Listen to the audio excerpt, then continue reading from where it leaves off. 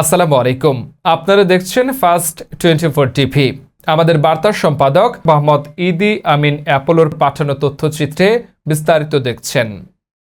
সাংবাদিক সুরক্ষা ও কল্যাণ ফাউন্ডেশনের পক্ষ থেকে ইফতার ও দোয়া মাহফিল অনুষ্ঠিত।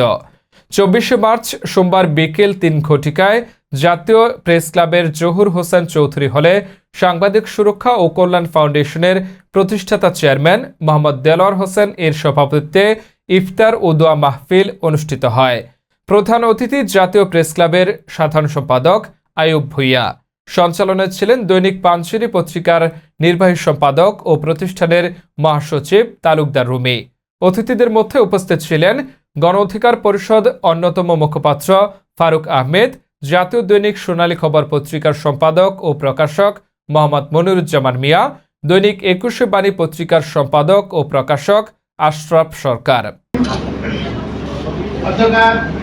সাংবাদিক সুরক্ষা ও কল্যাণ ফাউন্ডেশন আয়োজিত ইফতার ও দোয়া মাহফিল অনুষ্ঠানে দূর দূরান্ত থেকে আমার সহযোদ্ধা সাংবাদিক ভাই ও বোনেরা, আপনারা অনেক কষ্ট করে এখানে আসছেন।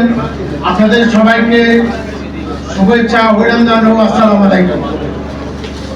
মূলত আমাদের আজকের আয়োজনটা হলো শুধুমাত্র ইফতারের জন্য।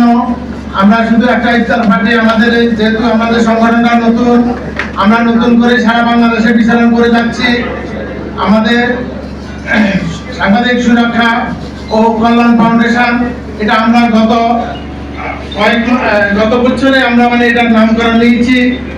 এখনো আমরা এই সংগঠনের রেজিস্ট্রেশনের জন্য আমরা আপাতত কাগজপত্র জমা দিয়েছি। যেভাবে লাগামহীন বক্তব্য দেওয়া শুরু করেছেন, এটা দেশ ও জাতির জন্য একটা মারাত্মক হুমকি। আজকে বাংলাদেশ সেনাবাহিনী নানান রকম কথা ইতিমধ্যে সোশ্যাল মিডিয়া এবং গণমাধ্যমে উঠে আসছে। মনে রাখতে হবে, বাংলাদেশ সেনাবাহিনী হচ্ছে আমাদের জাতির আশা আকাঙ্ক্ষার প্রতীক, যাদের কাছে আমরা সার্বভৌমত্বের প্রতীক এবং সার্বভৌমত্বের দায়িত্ব অর্পণ করেছি। সুতরাং সেনাবাহিনী কখনোই দেশ ও জাতির শত্রু হতে পারে না, তারা জনগণের বন্ধু।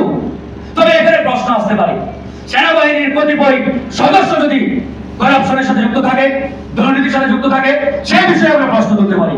কিন্তু তারপরে আপনি সেনাবাহিনীর বিরুদ্ধে প্রশ্ন তুলবেন, সেনাবাহিনীকে জাতির মুখোমুখি দাঁড় করাবেন, এটা কখনোই।